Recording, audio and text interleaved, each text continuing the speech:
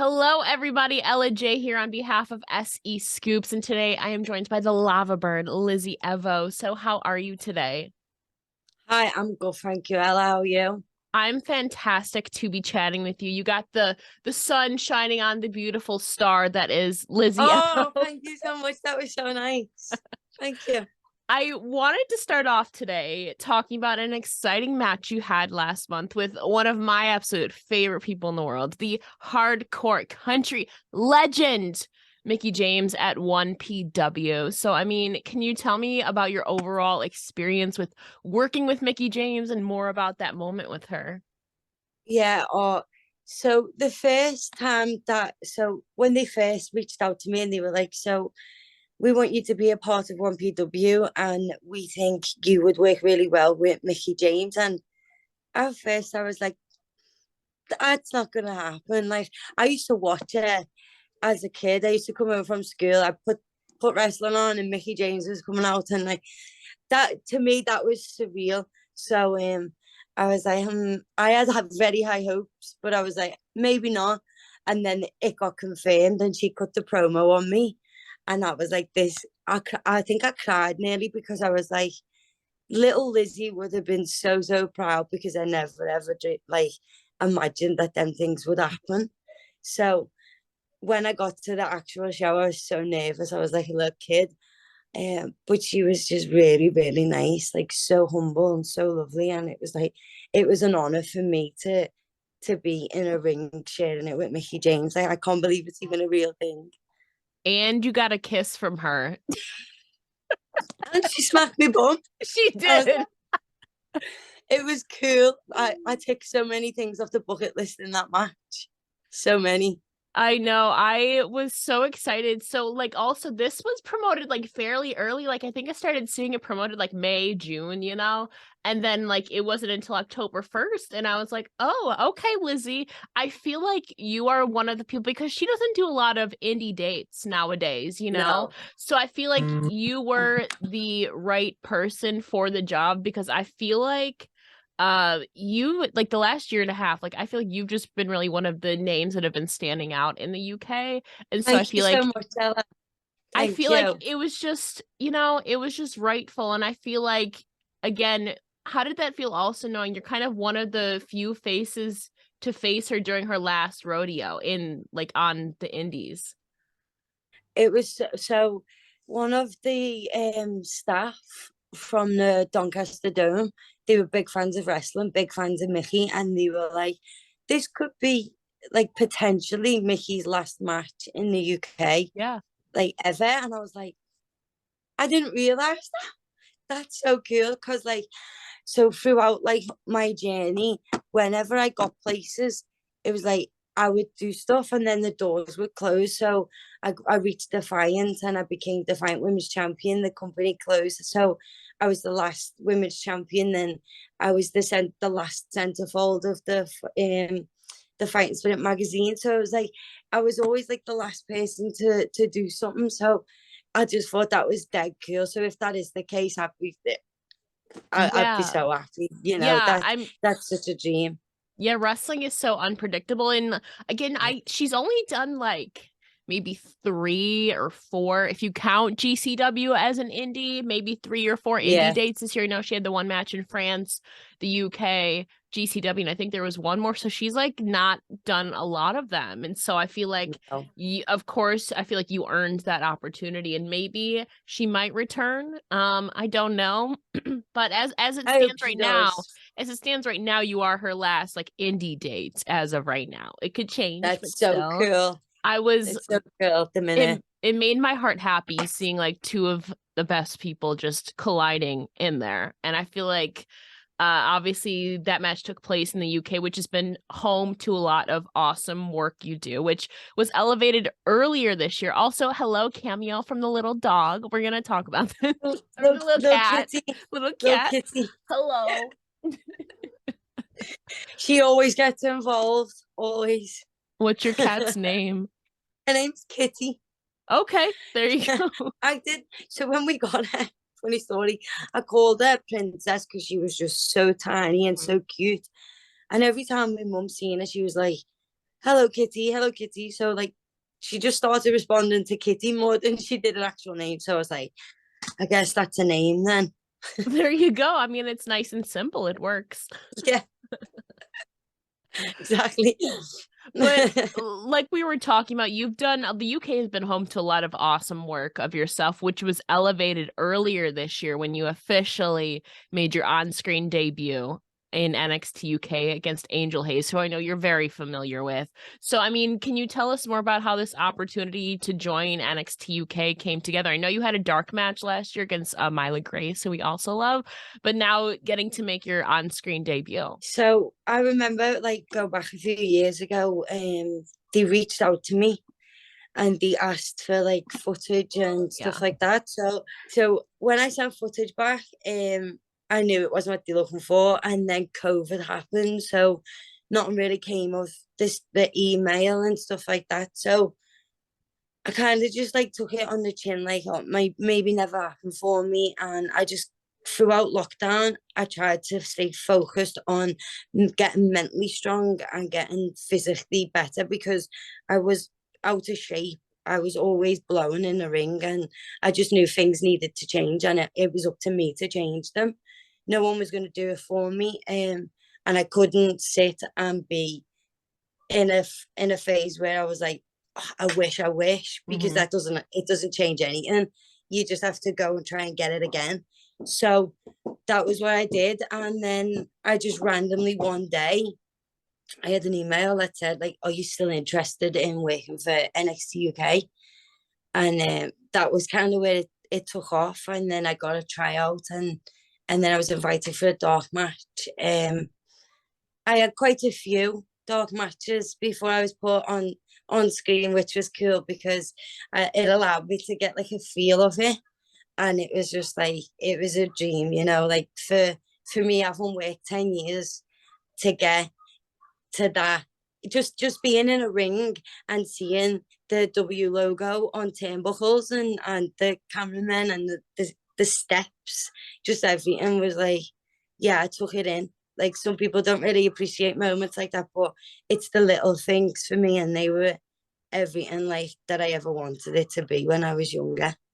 I feel like too, obviously you underwent a name change then to Eliza Alexander for your appearances in NXT UK. And I feel like in that extended into more of a brief run before they officially disbanded over the summer. But I mean, overall, obviously you seem grateful for the experience. How would you describe your experience in NXT UK and the women's locker room to itself?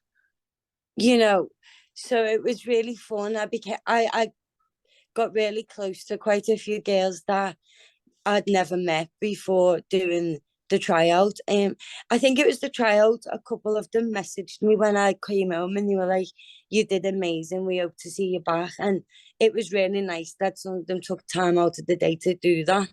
Um, and so yeah, I now class Millie McKenzie. She's Yeah. really one of my good mates now. I got to know Millie, and Millie is just so cool. B was just everyone was just really welcoming, and you know, if at the PC, if anyone did anything wrong, people did always try the best to be like, oh, try doing it this way. They like this, or because they had 4 years on me, like they've been there for years amount of Yeah. time before I got there, so they knew how they liked things compared to how the indies ran. I was completely new to the whole environment, and quite a few people there did help me. It was really nice. I'm so glad too. And I feel like maybe it was Millie. Obviously, coming in, like you said, there was a lot of people there who had a few years experience, like an Isla Dawn, Yeah. a Ginny, and Mako Sedinburgh. Millie was there for a hot minute too as well.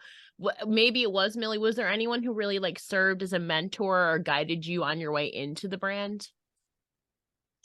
Oh, that's a good question, actually. I had quite a few influences that, Sam Gradwell. He was, Sam always is like, he's always been like, you're so good. And he always gives me praise when he sees me, and he always makes me feel better and gives me that recognition as a wrestler that, as a fellow wrestler would like, if that makes any sense. Like, I know from a fan's perspective, it's good to get their comments, but from a worker to a worker, it's nice, you know, especially someone who's as good as Sam. So he did help me out a lot, like a bit of guidance here and there, like don't do this, don't do this. And it was helpful. It was helpful. So and once I arrived, I think I watched Miko a lot.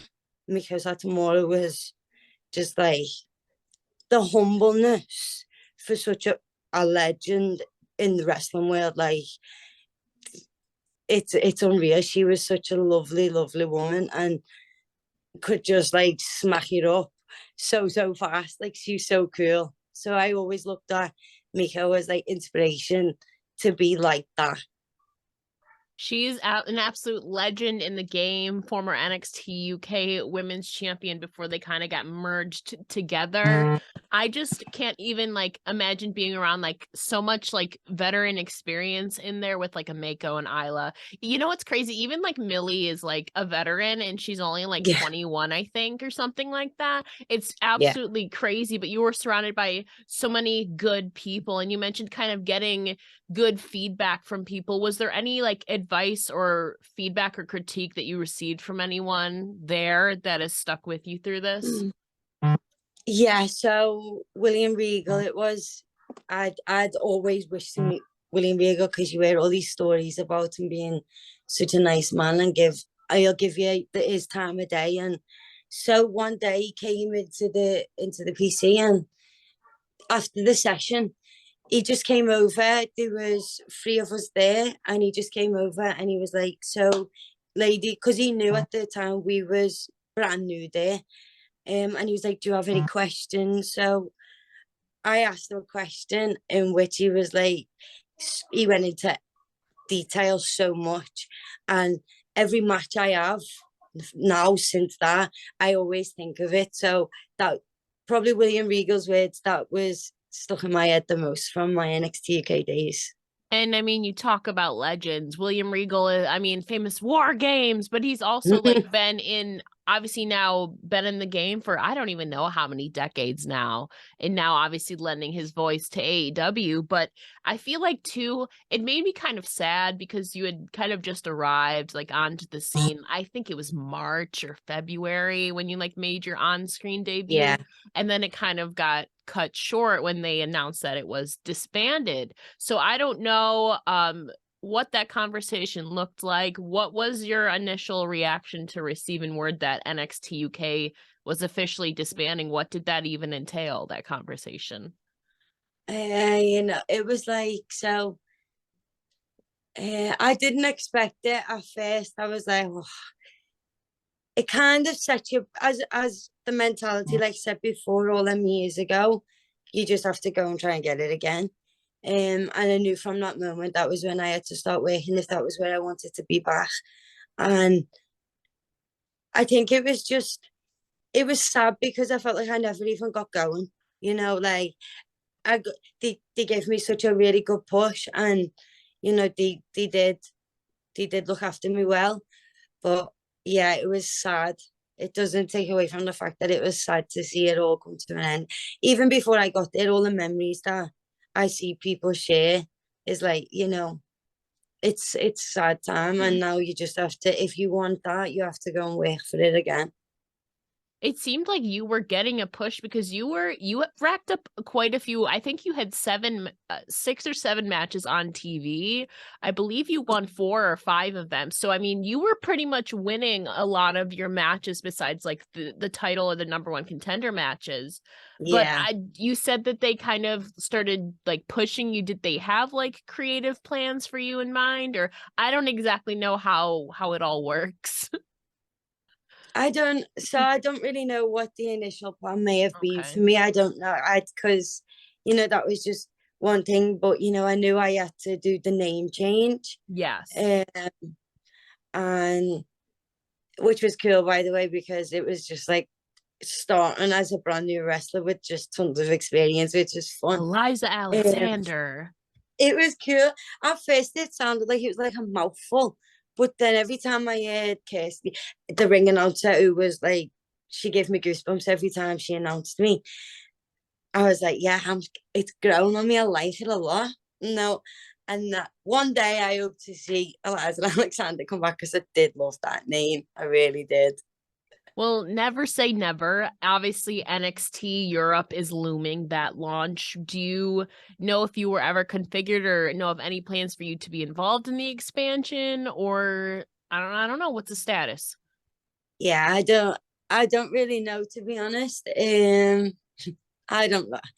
I'm just trying to stay as busy as I possibly can and, take it show by show, step by step, because that was what I did before they reached out to me last time. And, I feel like I did all that I could while I was with NXT UK. I don't think I could have done uh, any more in terms of who I was in finding my feet as a new character, and not so much a new character, but like a new, completely different environment. And it was nice. So I don't know, maybe I hope so. I'm just gonna keep working for it and hope for the best, really.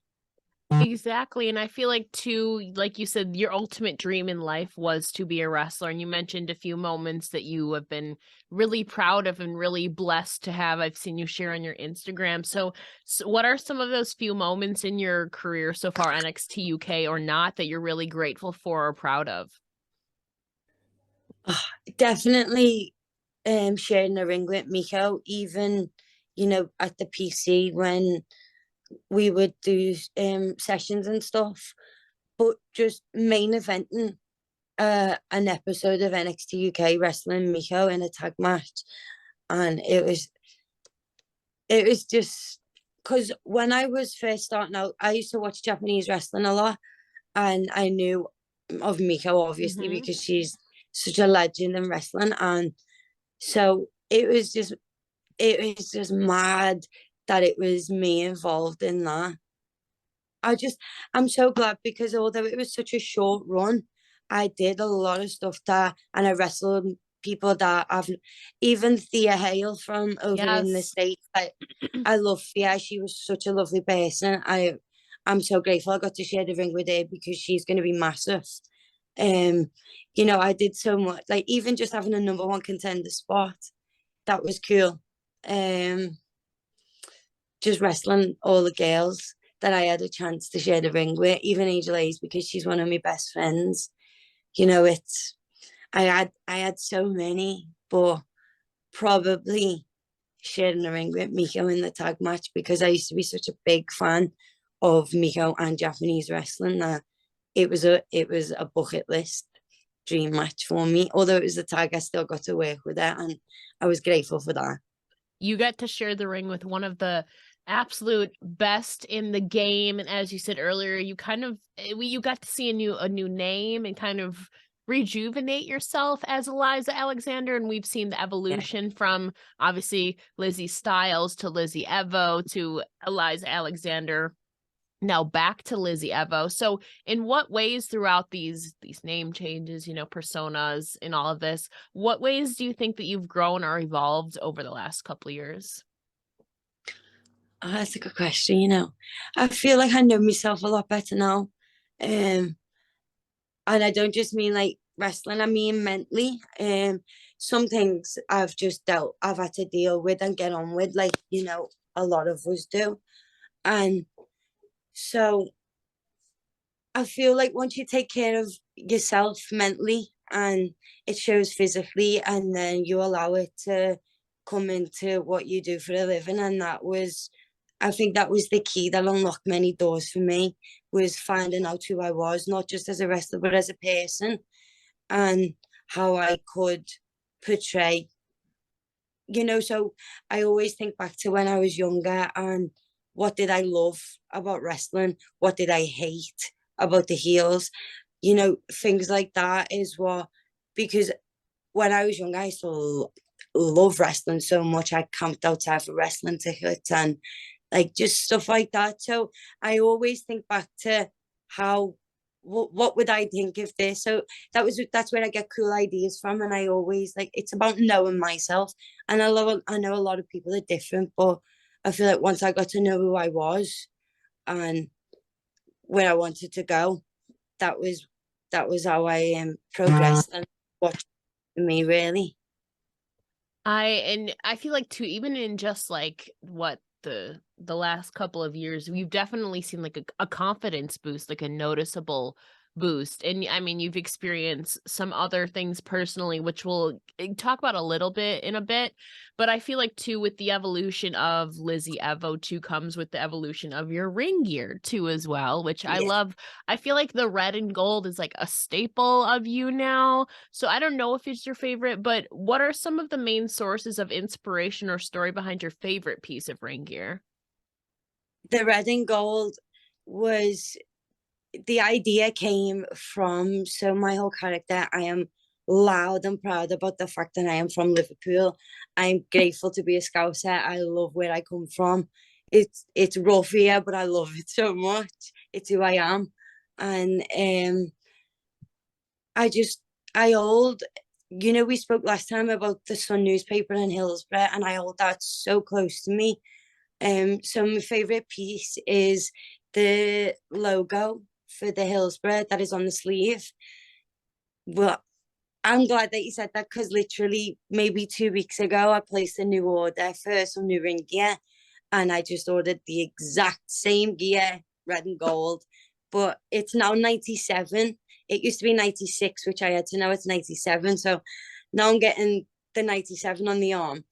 So yeah, the red and gold is just signature me now. I think that will always be my favorite. But then I do hold the lilac and blue close because of the baby loss awareness, which is a massive. And I think people should really pay more attention to that as well. Like, you don't really hear many people speak about that, and I always try and raise awareness for baby loss awareness, because it is a struggle that many people go through. So when I wear that one, I wear it in honor of my nephew, but also it's it's just to show mums and dads that, like, you know, people don't forget. I think so. So, oh I think last month was infancy, like loss awareness month too as well, October. yeah, I think it was. So I feel like that kind of ties in now to the end of the year and all of that. And life isn't always easy. You've said yeah, before too that you kind of used to live in a negative lifestyle until changing to positive thinking and only focusing on yourself, which you yeah, have better results from. So can you share more about what results or changes have you seen in yourself since adjusting to this mindset? yeah. So back when, um a couple of years ago, before the lockdown, that was when I was at my worst bitterness. I was, I truly, truly believe, from all the research I've done since, like, figuring out things about myself, if you surround yourself with negative people, you surround yourself with low vibrational people, low vibrational foods, anything that is low vibrational is effective more than you realize. And we're like soaps, and we soak in everything that is around us, everything we just absorb, and eventually we become like that without realizing. And that was what happened to me. And it takes a big person to realize that, I was the bitter one. I'm responsible for having that life. I brought that reality by thinking that way. I would always think that nobody liked me. Like, it was just, so I would compare myself to every other wrestler, and I'd be like, why don't I have this body? Why don't I look like it? Why don't I wrestle for this place? And it just took over me. And I feel the lockdown came, although it was so bad, and I hate the fact that we had to do it. For some, a lot of people changed, and there was growth, because we had a minute to sit down and figure out who we are. Um, because we had nothing else to do. We Mhm. just had to get on with our thoughts, basically. And so I feel like that was just a massive, massive change. And yeah, that was just, yeah, it's Well, mad. well, you know who you are, Lizzy. You're a Yeah, I champion. do. You're Thank you. a multi over the last year. I know of at least three. I think there's one more over the last like 18 months. How many championships have you held? Because I think I kind of lost count, to be honest. I know at Okay. least three. The TNT. catch. The DW. There's another one. You've had like a bunch. Why can't my brain think? So we had the TNT Tag Championship. Yes, Um, the actual TNT championship as well. the TNT Women's Yeah. Championship. We had the Catch Women's Championship. I mean, does the Defiant Catch Championship still count? No, it's not defended. Yeah, technically, yes. I mean, I never technically lost the PCW one. Got vacated from me recently, so there's that one. Yeah, I think that's it. Okay. So like 5 basically. 4, 5. 4 or Yeah. 5. Yeah. So I mean, like we mentioned, you were the inaugural Catch Women's Champion. So I mean, you still hold that title. So how does that feel knowing you earned this historical title reign and it's still going strong? It's so cool, because that first show, that catch up back when I was crowned champion, the women that were on that show, That tournament, yeah, the tournament was outstanding. Like, there were so many, and I remember standing in the ring with them all, and I was like, this is so cool. The fact that the champion of this is like, yeah, it validated all them years ago of being like, why not me? I was in the ring with people that I respect highly, and I was given that opportunity. So I do count them blessings, and I'm grateful for that it's still running now. So, because whilst defending that, I've wrestled some really, really good people. Rio, Myla Grace, Kanji last night, Millie McKenzie. So I've had a really, really good run with the Catch Women's Championship, and I'm glad that it's still going really strong. You know what's crazy is I feel like too, obviously there was, I think it was the Great Heritage kind of cup tournament that they had there, and I feel like that was really groundbreaking because I think there was 8 women involved in that tournament, and I feel like too that was like just a full encapsulation, I feel like, of a lot of the like up and coming stars mixed in with like people like yourself who I think is honestly like made definitely leveled up in the last like year and a half, 2 years. I feel like you were one of the most consistent people, especially at a time during the pandemic where there wasn't a lot of activity in the UK. You were racking up all these titles, and I feel like really being a staple of the UK. And I still feel you were robbed on the women's list because honestly, I thought, but that's just my own opinion. Well, thank you, Ella. I appreciate that. I look forward to everything that you have coming up for us, and we're heading soon into 2023. What are some of your personal or professional goals you'd like to accomplish next year? What is next on the agenda for Lizzy Evo? So I definitely want to go more international.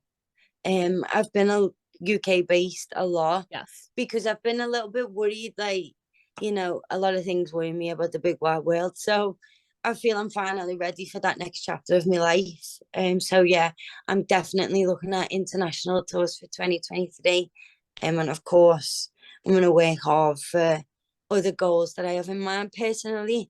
I just want to keep, leveling up in myself, and realize that not everything is materialistic. If you go within yourself, like, you figure out a lot of stuff, not just about yourself but about other people, and like, that's how I've became a more understanding person, by understanding myself. So my 2023 goals is to figure myself out whilst traveling internationally, wrestling everywhere. Well, if you make your way over here to the northeast of the States, I love how I will definitely be sending you an Instagram. Definitely. if you make your way up here to the northeast of the States, just know I'm gonna come find you. Oh, I'll find you first. Okay. Don't you worry about that. Sounds like a deal. I look forward to that. Another Kitty cameo. Thank you so much, Kitty. She's here somewhere. But we were kind of wanting to end things on this note because we were talking about earlier about being grateful, and I'm grateful you're alive because you endured a pretty scary car accident last year, kind of a miracle as it was put. So we don't have to dive into all the details about that. There's a whole article about that. But can you tell me more about the road to recovery following it? Yeah, so I know I mentioned I like figuring myself out a lot, but that was where it got real serious for me. And so the minute I realized I was grateful to be alive and I'm never ever gonna take this life for granted was I came out from the hospital and I had left when I went out, I had just left the telly on playing through the music channel. And as soon as I walked through the door, there was a song on and it was called Rise Up. I don't know if you've heard it. By And Audra Day. yeah, Yeah. yeah, like the first opening line of the song, I had a cup of tea in my hand and I had the hospital blanket around my shoulders. And I walked in and I just heard it. And that was the minute. It was just like, I had a moment of realization, like, I actually could have died today and I'm not, I'm alive. So, like, yeah, that was the minute that I had to take a step back and be like, there's no possible way that, like, I'm ever going to be ungrateful in this life. I can't be. I feel like I got give a second chance to go and be me, and I'm trying. You know what I mean? It's nice that I feel like I've got that opportunity to go, and because the road to recovery was tough. Like a lot of a lot of people were like, "You're going back to wrestling too soon." Um, I had So my doctors were more concerned for me mentally rather Yeah. than the physical. Um, you know, once I come out of the car, like I had to get myself out the back of the car through the smashed window. And Yeah. I remember my leg and my knee was hurting. And the first thought that went through my head was, I'm never going to wrestle again. And that's all I've ever knew. So I was lying on the floor and I was like, just please, please, please, please, like, don't be anything serious. And thankfully I had no broken bones. I had nothing. I just had a scratched finger, which is nuts. But yeah, they were more concerned for me mentally. So the road to recovery was focusing more on that type of stuff. And, getting into a car was always frightening. And that's how I need to travel to shows. So, it was tough to get back into the rhythm of work and recovering at the same time. So I did try and gym a lot, which was tough some days. But yeah, I'm thankful that I went on the tough days because that's when it counts the most. How did you center yourself back mentally after? I mean, physically is one thing. You're used to that though, with like Yeah, wrestling, yeah. training, conditioning, staying healthy. But how did you center yourself back mentally to ensure that you, one, I mean, were sane, but also return to wrestling safely? Yeah, so I didn't want to. I was listening to people and you're like, don't go back too soon because the last thing I would ever want is me to not be mentally focused and something go completely wrong. So there was a lot of factors involved, and I feel like I had such a good period of time off before I came back. So I had to work at it extremely hard. And I had a really good support system around me. I had my mum who was, you know, every second of every day, are you okay? She was just doing her best. And, I had a good friend around me and she was just, so I feel like support can do a lot if it's the right support around you. And I journaled a lot. I wrote a lot. I wrote about my feelings. I wrote about fear being controlling, and I don't like the fact that nothing is in I'm not in control, so I don't give over to that fear. Affirmations are really powerful, and speaking out loud and believing them affirmations. So a lot of the time was trying to convince myself that I'm gonna be okay, and eventually it doesn't get easier, but you kind of just learn to find ways to deal with things. So even now, still getting in cars, I'm really scared. And certain times, like even watching movies, and if a car flips, you know, it's a trigger. So you have got to be mentally strong and know that you overcome it once and you overcome it physically. So you know, that it's just go with it now. These are thoughts, and I'm in control of them thoughts. That's how I try and deal with it now. And that's so important, and obviously a huge wake-up call, a miracle as people, a miracle baby as they deemed you, or miracle child, I believe it Yeah. was.